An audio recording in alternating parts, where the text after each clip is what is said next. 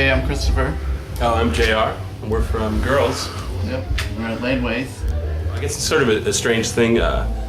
Chris will forever be questioned about his background because we talked about it early on. And but when I first met him, he wasn't.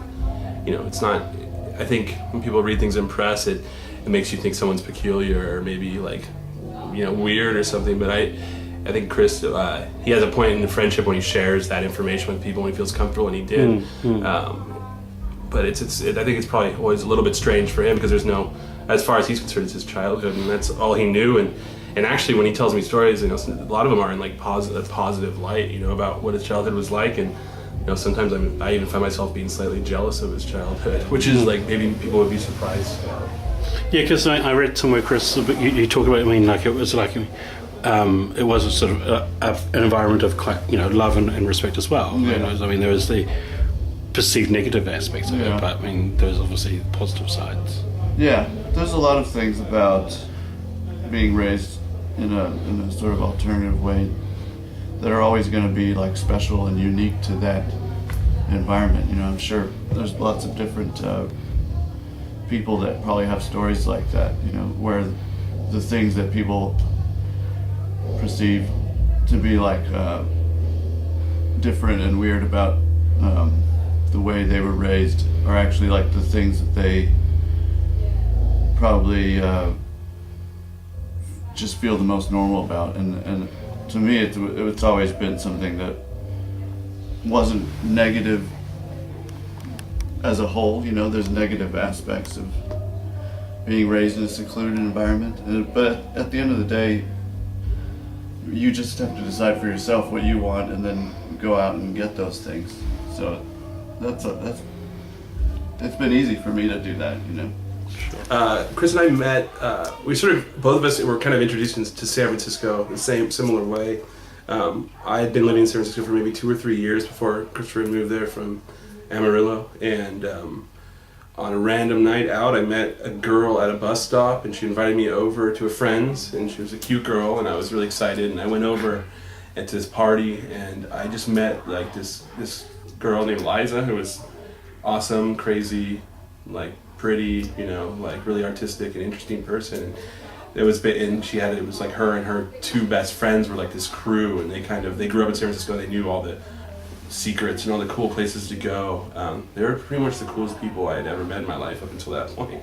And when I first met them, we went out to a party and we stayed out all night, and I ended up staying with them for like a week and calling in sick to work, and we became best friends. And I think when Chris moved to San Francisco, I remember I had met up with him after work, this group of girls, and they were like, "Oh, we met some weird guy in the park," or something, like something like that. And it was like, and I was one. I think Chris and I ended up. He had the similar introduction to this group of girls. They were sort of maternal in a way, but also in a really not maternal way at all. We were the 2 straight boys, somewhat straight boys, I guess, that were allowed into like full access to their crazy world, and I think they inspired us a lot, and they made San Francisco a pretty amazing place for both of us.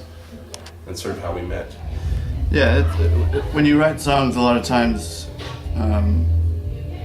you don't necessarily imagine that you're the best person to sing that song, but of course when you're in a band you want to record that song, and as a singer I'm going to end up singing it, and I like to, we like to be able to play these songs, but there is an aspect of songwriting which is just where the song could obviously be sung by anyone, and maybe somebody has a specific style that could do something better for a song than you could, and like I've mentioned before, the Love Like a River is a very R&B kind of, it's influenced by sort of Otis Redding style soul music, and there's a lot of great modern artists like Beyonce or others that could probably sing that song a lot better than I could, but at this point we still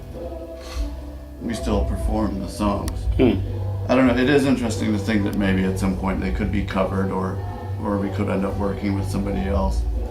I think it's very possible because everybody is in such close contact because of the internet, you know. Mm. So I wouldn't be surprised if in some way we got to work with some other artists like that. But at the same time, it's not really the goal. It's just these are just places to draw inspiration from, you know. Yeah, totally.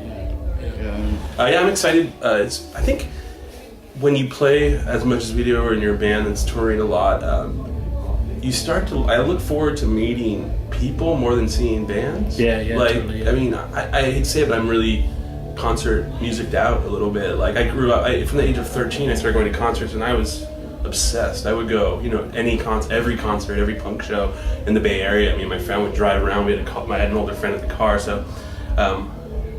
Unfortunately, I feel like I don't get as excited to see bands play, but I really get excited to make new friendships and relationships with people that play in bands, because there's that thing that, you know, joins you together that you can't. It's hard to relate to other people outside of the touring world. You know, it's kind of silly feeling, but like, you know, like we've never, like the guys from the Horrors. I feel like we at some point early on the first record, I think there was a request to have us open and stuff. You know, a long time ago that we couldn't do, I think, and so they're like someone that, like, you know.